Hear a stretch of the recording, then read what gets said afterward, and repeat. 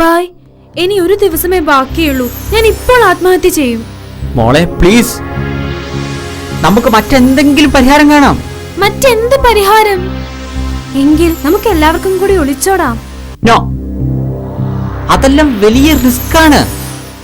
മാത്രമല്ല പോലീസ് കേസും ആവും. എങ്കിൽ ആത്മഹത്യയും ഒളിച്ചോട്ടവും ഒന്നും വേണ്ട. ബായ് തന്നെ മറ്റൊരു ഐഡിയ പറയേ. അതിപ്പോ എനിക്കൊരു ഐഡിയയും തോന്നുന്നില്ല. സോ ഞങ്ങൾ എല്ലാരും ആത്മഹത്യ ചെയ്തോളാം.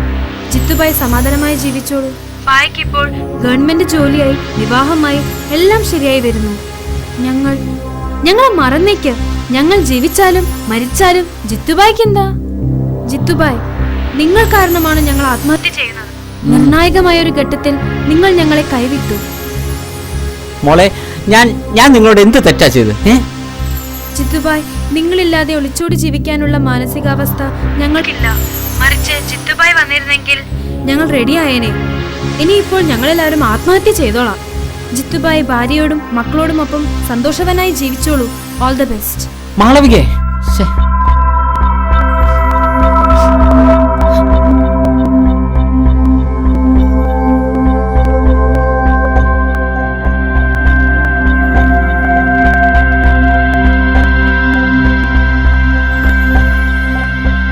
മാളവികേ പ്ലീസ്. എന്നാ പിന്നെ നമുക്ക് ഒളിച്ചോടാം.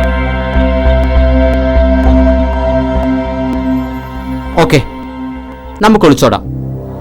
നാളെ രാവിലത്തേക്ക് റെഡി ആയിക്കോ. നോ, നാളെ രാവിലെ വരെയൊന്നും വെയിറ്റ് ചെയ്യണ്ട. ഇപ്പോൾ തന്നെ ജിത്തുബായ് വാ, നമുക്ക് പോകാം. ശരി. ഓക്കെ.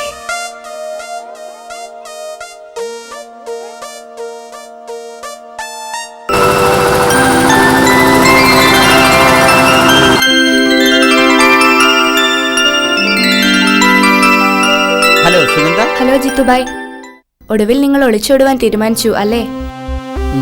അതെ. All the best. ഞാൻ ഈ തീരുമാനം നിങ്ങളിൽ നിന്ന് പ്രതീക്ഷിച്ചു. എല്ലാ പ്രതിസന്ധികളിൽ നിന്നും ഇവരെ രക്ഷിക്കുവാൻ ജിത്തുബായ്ക്ക് പറ്റും. ബായ്ക്കേ പറ്റൂ. Thank you.